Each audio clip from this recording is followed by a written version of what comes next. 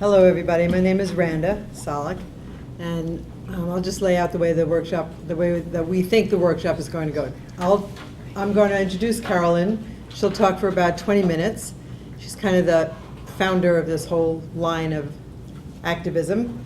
And then I will give you a packet. You don't need to write many notes. I have all the information for you written out. I'll give you a packet, some highlighters, and we'll go very quickly through the information that you can read it at your leisure at home. And then for the next 20 minutes, I'll talk about what we did in Santa Cruz to start the ball rolling with this. And then we'll have the last half an hour to talk among ourselves. Slugs. Yeah. So yeah, banana slugs. Santa Cruz, UC Santa Cruz, University of California at Santa Cruz, doesn't have like the fighting tigers or the roaring elephants. We have the banana slugs. It used to be fitting to our town. I don't know anymore. So you're here because all of us know in our hearts that we're responsible for what we're passing on to our children. And it's a mess. And we need to do something about it right now. We need to do something on every level. I just saw Garal Paravitz and someone else talking about local control, and this is going to feed into what we can do locally. Actually do things right now to start changing everything. I think that those people who know that the planet is dying walk around in a kind of a depression. All of us. And you know what depression makes you do. Get into bed with a book or pull the covers over your head and not want to do anything. And that's what our fellow citizens are suffering right now. They know that this is such a huge problem, and what can they do? So they go watch television, or my husband watches his Dodger games, or the kids go surfing and don't think about anything else, because how can you deal with something so huge? So what Carolyn and others have done is give us a way to get out of that powerlessness.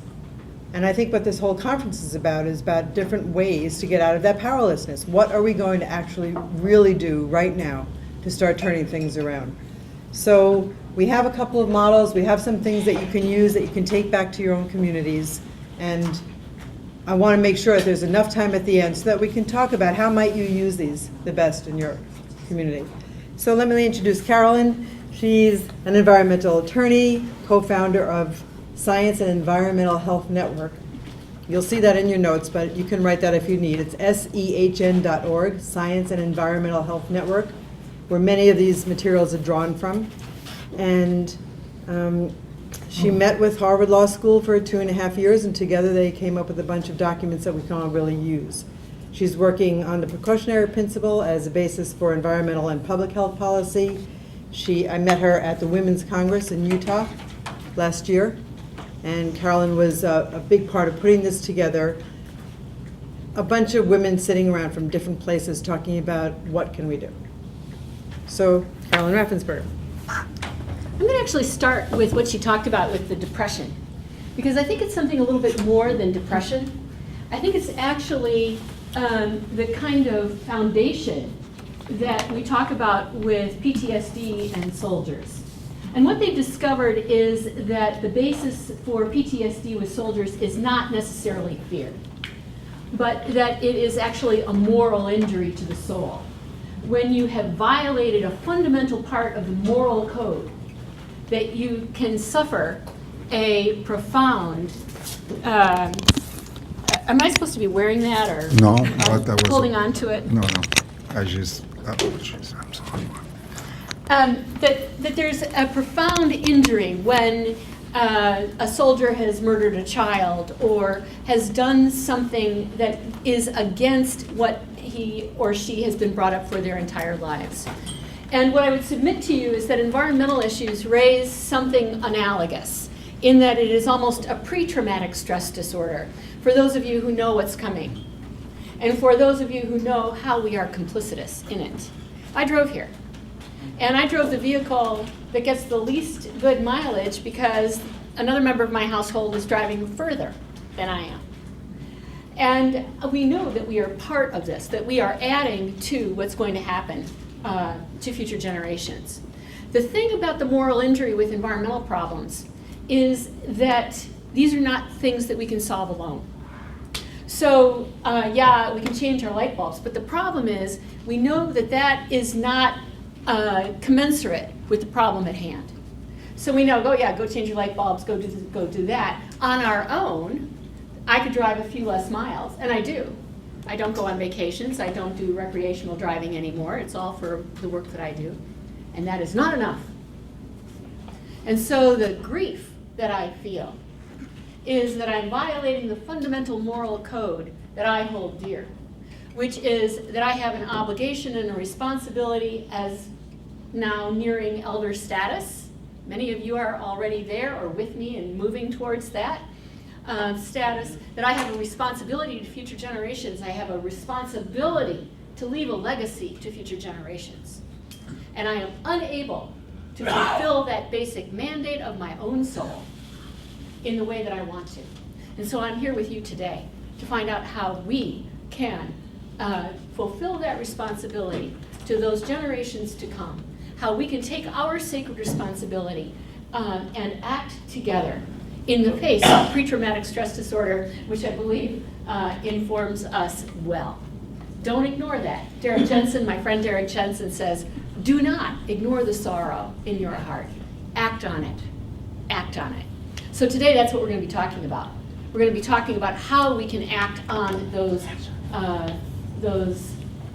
night terrors that we have when we think about the lack of monarch butterflies, or we think of the extreme weather, or we think of the acidification of the ocean, or we think of the distress and conflict that will wage around the world because of things like climate change, because of having toxified, if that's a word, a verb, the entire earth.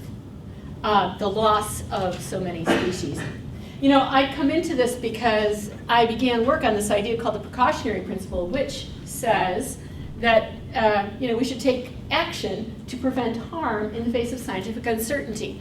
And my indigenous friends would come up to me and sidle next to me and stand there, and we'd be shoulder to shoulder. And my friend Tom Goldtooth or Bob Shimmick would say, you know, Carolyn, that's the 7th generation rule.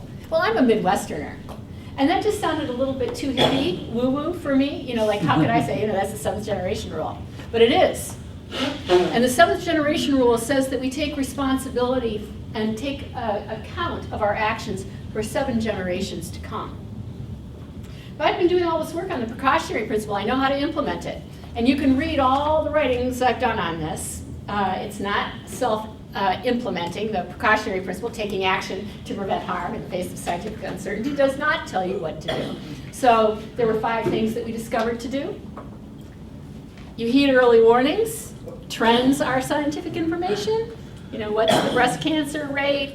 What's the CO2 rate, carbon dioxide rate in the atmosphere? What's, you can do any of these, right?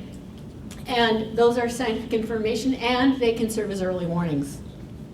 Heed them. Then we set goals. Can we begin to reverse those trends?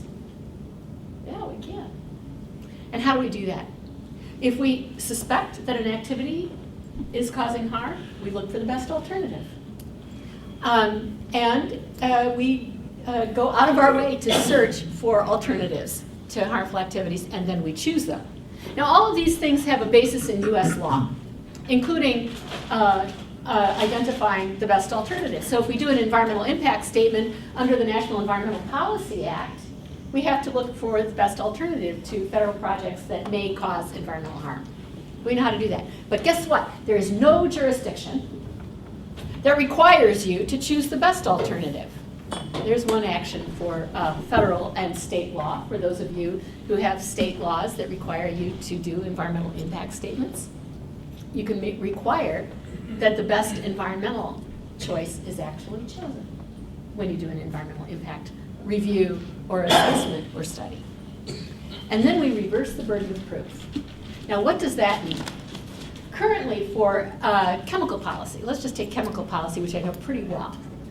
A whole lot of chemicals are out on the market, and most of them have not been tested. So let's just assume that it gave me breast cancer.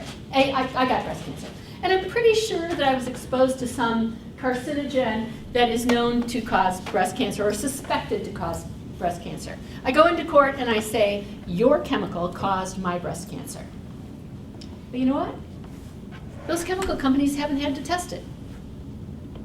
And in court, I have to prove that your chemical could cause my breast cancer. I've got the burden of proof, not the chemical company that manufactured it and that put it onto the market and that made the profits. The injured party and the public have the responsibility and the burden of proof. We switched that. And you know, anybody who's been parent, how many of you have had teenagers? I was a house mother for delinquent boys, so I really know the 16-year-old principles pretty well. So the 16-year-old, you know, wants to not take responsibility for anything. And it's sort of like corporations in this world today, isn't it? You know, there are things that we make 16-year-olds take responsibility for so that they can grow up and be, you know, functioning adults. But we don't make corporations take responsibility for their messes. So how do we do that? How do we reverse the burden of proof? Make companies test it. Make them look for the best alternative. Make them put up performance bonds if they're going to do something risky. Essentially, we're running a casino, an environmental casino, and making folks, the public, take the risk of corporations' bad environmental bets. We reverse the burden of proof.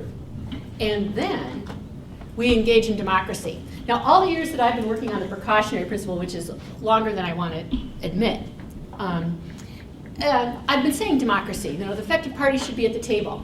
But you know what's really interesting about that? How many of you have gone to an environmental hearing of some kind? And how many of you have gotten in line, put your name on a piece of paper, and then you've gotten your 3 minutes, and you know there was nothing done about what you had to say? Yeah. I mean, has anybody ever actually said anything that changed a government decision, an environmental decision?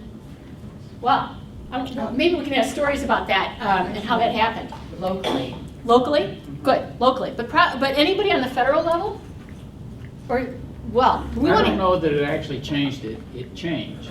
I said the pipe was too thin for the XL pipeline, and they changed it to American standard. I am giving you a standing ovation.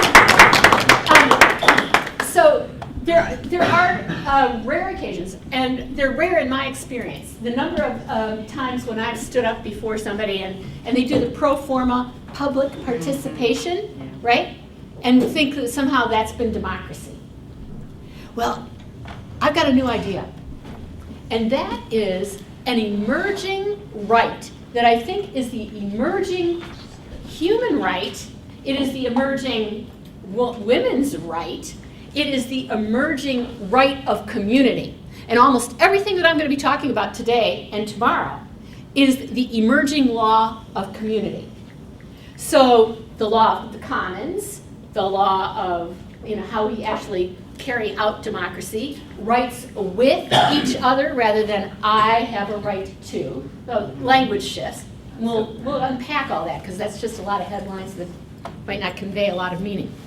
But after Nuremberg, we have an individual right to give free, prior, and informed consent before we actually can have an experiment done on us, right? Going to the hospital, and for that breast cancer that I got from ingesting your chemical or being exposed to your chemical, now they want to do a test on a drug, a pharmaceutical, right?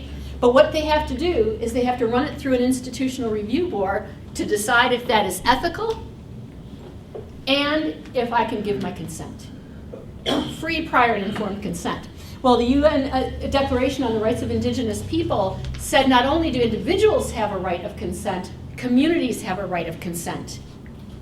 Now imagine if we actually operationalized a right of community consent to the pipeline, the Keystone Pipeline. I met with scientists at University of Nebraska and said, you're all in public health. What if we actually had a community review board that determined the two things an institutional review board does? Is it ethical? And do we have consent? Now this emerging right of communities to grant their consent to things that affect their community. Can you imagine the new kinds of institutions that we would do and have in place for that? So that's what I'm working on right now. How will we develop those new institutions to give consent? Now, it's a very different ethic than what we're currently operating under, which is the notion that the greatest good for the greatest number, which is an ethic. It is an ethic, the greatest good for the greatest number. But guess who it leaves out? It leaves out the minority. If it's good for 50.00001, right, it's going to fly, even if it gives the other 49.99999 breast cancer. Good for the economy. And we measure the utilitarian ethic in dollars. But you know what is not measured in dollars and which is not subjected to the utilitarian ethic? Rights. Rights are not subjected to the utilitarian ethic, and they cannot be measured in dollars. I do not sell and buy my right to free speech. You laugh. I do not buy and sell my right to practice my religion. Now imagine that we actually had a right to a clean and healthy environment, that you had a right to a clean and healthy environment. Imagine that we extend it to future generations. So when Randa was talking about my work with Harvard, I did not go to the environmental law clinic, because environmental law is free market private property law subject to the utilitarian ethic and subject to the market. So we went to the human rights, the International Center for Human Rights at the law school, and we drafted a constitutional provision acknowledging and recognizing the rights of future generations to a clean and healthy environment. So not only do I have that right, but we extend it to future generations, and then we extend it widely to the community. So that this is not just a right that I hold, but that these are rights that we hold with future generations and with our fellow members of this world, in this world, and not just human. We'll talk a lot more about that tomorrow in the panel that I'll be doing, because I've been working at synthesizing those who've been working on the rights of nature with those who've been working on the rights of future generations. So just as the idea of consent calls for new institutions, US EPA right now runs risk assessments on a new chemical or new mountaintop removal, whatever else it might be. And then they do a cost-benefit analysis on it, the utilitarian decision-making strategy, right? Risk assessment and then cost-benefit analysis. Is this a risk acceptable? Yes or no? Of course it is. Greatest good for the greatest number. Harder to measure the loss in brain function and IQ points or breast cancers or whatever else against the dollars that a corporation will make and will trickle down, right, to through the economy. So these rights of future generations also invite new institutions. Now, Barry Lopez said, look, we've had a couple hundred years of the experiment in government, and it's failed. And he said, we had set into place 3 branches of government. Now we've got 4. We've got the legislative branch, the administrative branch, and the judicial branch, and the corporate branch. Yeah. But once we got 4 branches of government, we no longer had checks and balances. Okay, so that hasn't worked. So I think this is the time for the new Tom Paine, the new Abigail Adams, the new thinking on government. So the left hates government and the right hates government. We know the right hates government, and all the debate is on what government is for, is size, right? How big it is and how little it is. What if that wasn't the debate? Oh, and by the way, why does the left hate government? Vietnam, Iraq, NSA spying, right? But we don't like it any better than anybody. The right wants to drown it because it gets in the way of the free market.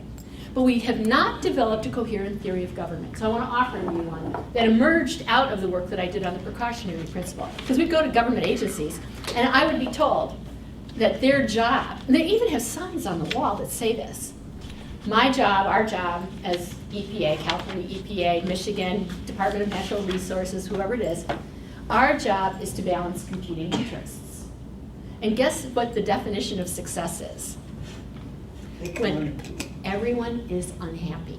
Imagine going home and telling your wife and kids or your husband and kids, everybody unhappy today. You know what the Prozac budget of those agencies must be, if that's really what it is. So the reason that is because they're using a utilitarian ethic, and because the environment is free market private property law. So you don't want to let regulations get in the way of the market, solving the environmental problem.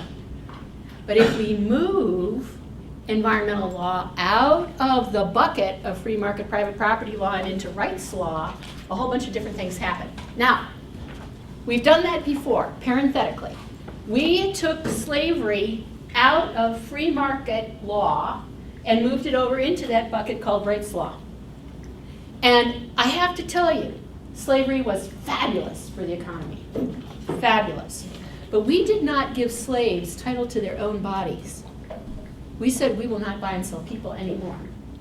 We can do similar things with the environment.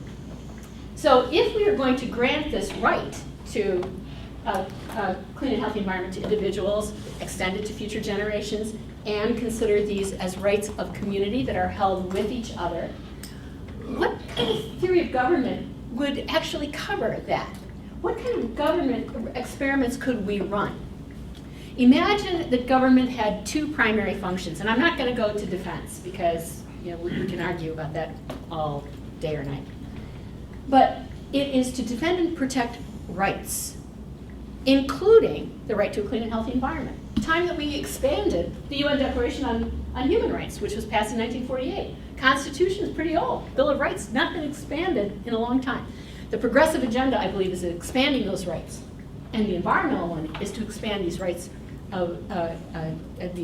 to share in the Earth's commons, the commons. It is to redefine the role of government, to protect these rights. And it's our job to expand those rights that government is to protect. And the second is responsibility of government is to serve as the steward, the guardian, the trustee of the common wealth and the common health for present and future generations. So what are the commons? That road that got me here to this college, the sidewalk that I walked on to walk up, it is air, it is water, it is wildlife, it's the public institutions, museums and schools, etc. The bridges. Imagine if we tailored the budget of government to the commons that it was responsible for overseeing. We would not eviscerate the public and the national parks. We would restore those bridges. We would have a clean water infrastructure. We would take care of the rivers that are the water of our heartland. We would take care of the ocean. Now, we have some idea of the commons because you get a hunting and fishing license when you want to go hunting and fishing. We recognize that they're part of the commons.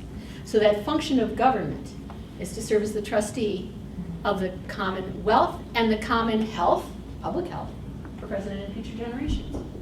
Now, what kinds of new institutions would come out of that? An ethic that we have to, that future generations have rights and we have responsibilities. Imagine that we had a cabinet level office of the guardian of future generations. What would they do? Two things to start with. They would do an audit of the common wealth and health, right? Of whatever is under their jurisdiction. So you can do this at the national level, the state level, the municipality level. You can have a cabinet level office, or you could put them with the Department of Justice. Currently, the Department of Justice in Washington has an ombudsman for small business who reviews all regulations for their impact on small business. Are they Now- funded? Yeah, They are. small businesses, the ombudsman for small business. But imagine having a corollary for future generations and reviewing all regulations for their impact on future generations and doing an audit of the commons and reporting it as part of the budget, because it's really the commonwealth that is the foundation of our life together and of our economy. All right, I'm not going to take that much long. So imagine that we began creating those kinds of new institutions. Imagine that you could not have a Keystone Pipeline without the consent of future generations, and that the ombudsman or the guardian would actually be charged with giving or withholding consent to things like that. How would that change the dynamics of the kind of decisions that we would be making? So when I said the 7 generations, part of why I got into this work on, and am so aggressive about it, is because we are not just leaving things to the 7th generation, which at the time that Tom Goldtooth and my indigenous friends told me about it, I thought was a long time. And it's way outside of the kind of decision-making framework that we are used to making decisions in. But I was asked to draft the guidelines and the principles of perpetual care for an abandoned gold mine up in Alaska, not in Alaska, the Northwest Territories, near Yellowknife. And what I realized was that perpetual care actually meant that it was about 10,000 generations. So we were so far beyond the 7th generation in terms of things that you and I could all name. The things that we are leaving that are tragedies to 10,000 generations. The mountaintops that will be removed in Kentucky will be left barren and desolate for generations, thousands of generations. They will never be what they were. They'll be something else, of course. The earth will do what it does. But in terms of what we have left, mountaintop removal, climate change, the loss of species, things like the abandoned gold mine, Hanford, Fukushima, Chernobyl, we could do a litany of these tragedies. And now, I think our calling, in order to prevent that moral injury to the soul, that those of us who know what we are doing to this earth are called to act out of that knowledge, is to make sure that we do not leave those tragedies to future generations. This is part of our responsibility as emerging elders in this world, to take that responsibility and make sure that the legacy that our generation leaves is one of beauty and one of health. Thank you.